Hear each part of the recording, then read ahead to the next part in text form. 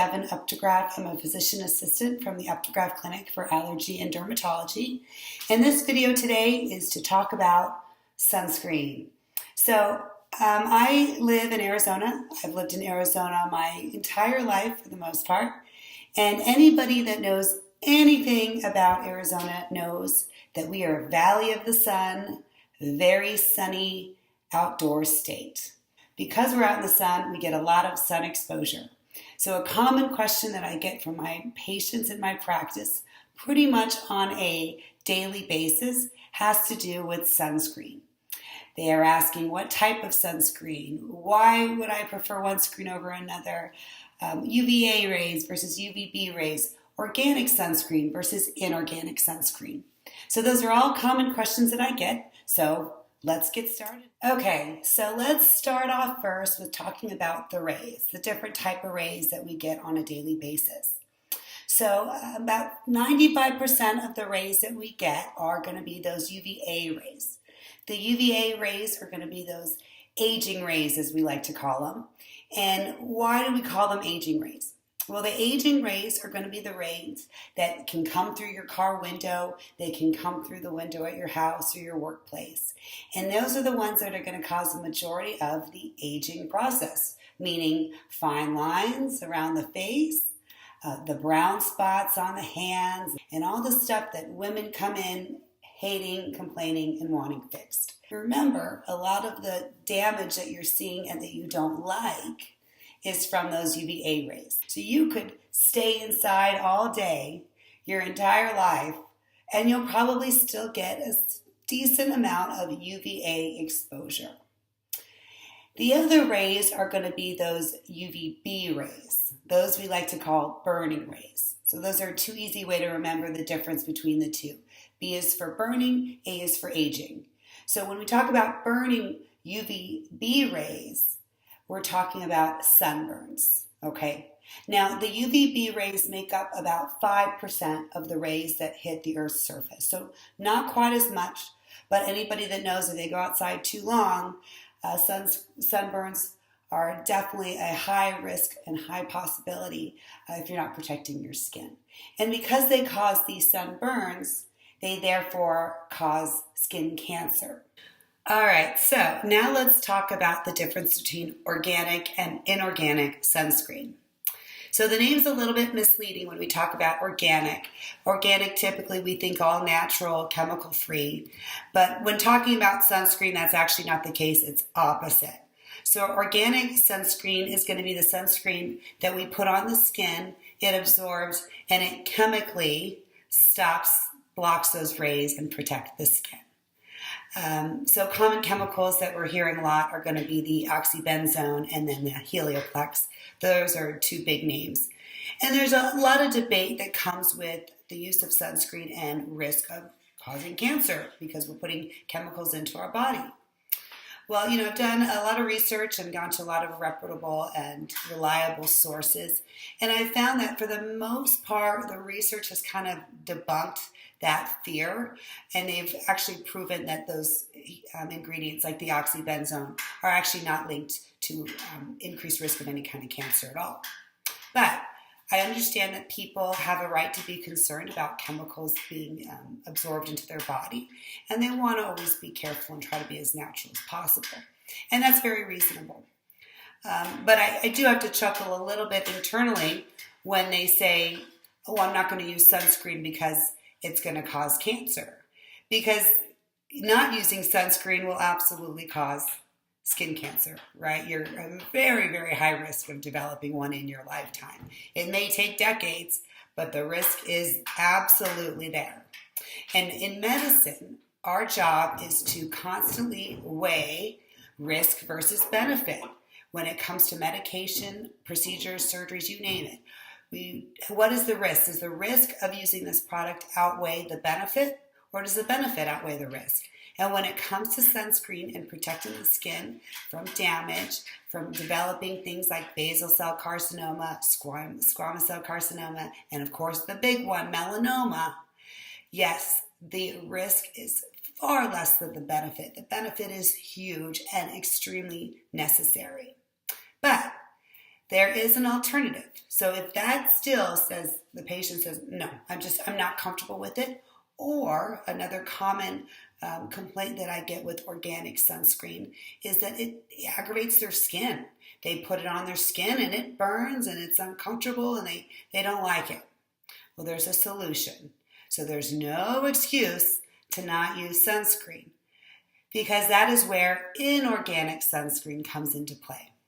Inorganic sunscreen is just a physical barrier, meaning you put it on the skin and it physically blocks the rays. Okay, so those are going to be your mineral sunscreens. So they're great, again, for people that are concerned about any chemical absorption, those individuals that have very sensitive skin and they find that sunscreen burns their skin. And then it's also great for children and babies. Babies need protection too. So that's really going to be your sunscreen of choice for any kind of infant. All right, so now let's talk about the sunscreens that I like to use and why I like to use them. Why are they my go-to sunscreens? So I'm going to start with the organic sunscreens that I prefer. And no question, without a doubt, Anthelios, for me, and I recommend to my patients, is the way to go. It is, for me, hands down, the best sunscreen. It absolutely is amazing at blocking those UVB rays and preventing sunburns. Now, you can look at this color of my skin. I have a little bit of skin color to it. So I can burn, but I don't burn easily. My husband, on the other hand, is extremely fair skinned. He also has high risk for melanoma. He lost his father to melanoma at a young age. So he has to be very careful about protecting that skin and not letting his skin burn. He cannot get sunburns. So he's tried several different brands, and hands down, when he uses pretty much any other sunscreen and he goes out golfing, remember, they're outside for 4 hours or more. He'll come home and he'll have burnt on the back of his neck, arms, face, pretty much with any kind of sunscreen. Even with using it correctly, even with reapplication, he still tends to burn and get redness. When he uses Anthelios, it just doesn't happen. It is amazing. So let's talk about the different types of the organic sunscreen. So there's even more than these, but these are the 3 that I have in my bathroom.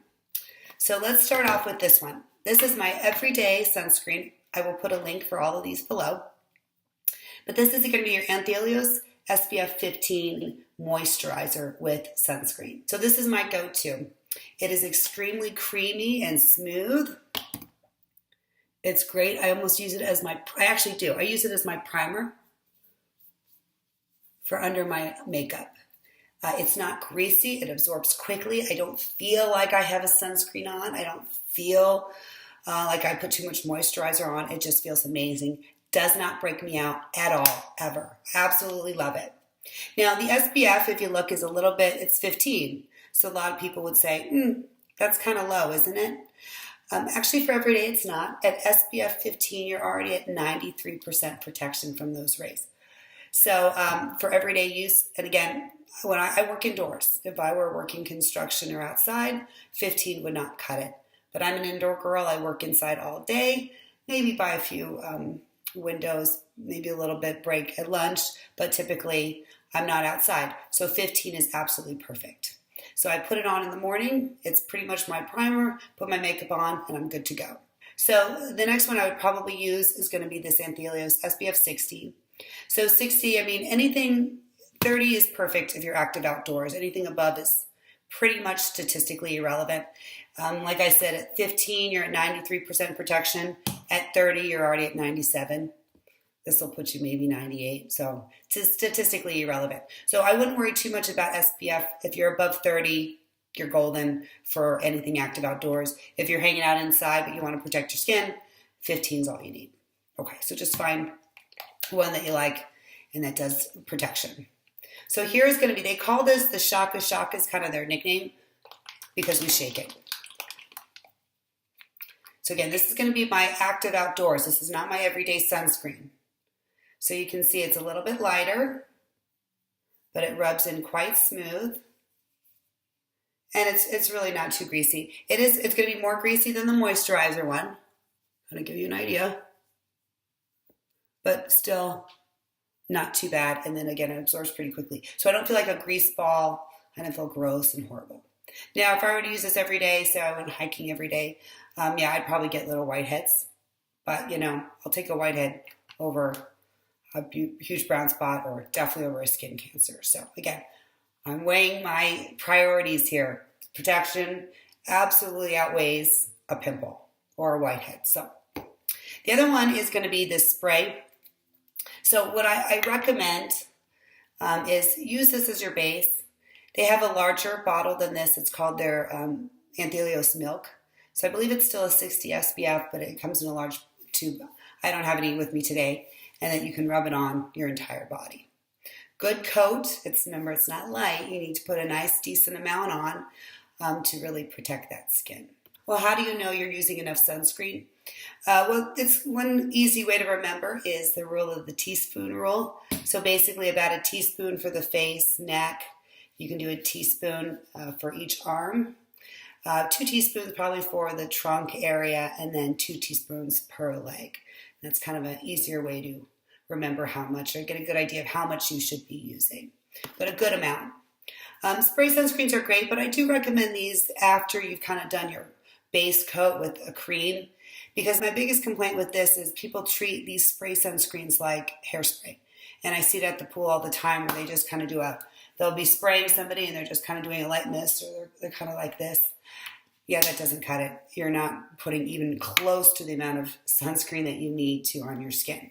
So if you are going to use a spray sunscreen, or say you've already done your base coat and you're good to go, you're at the pool and you're reapplying and you just brought your spray, instead of doing a mist, because again, people that are concerned about chemicals, you're actually breathing in a lot of those chemicals, right? So I don't recommend doing that at all, not to mention the eyes.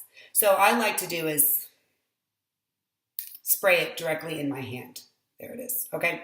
And then I rub it in, okay? Or the other thing you can do is directly like that, and then you just rub it in, okay?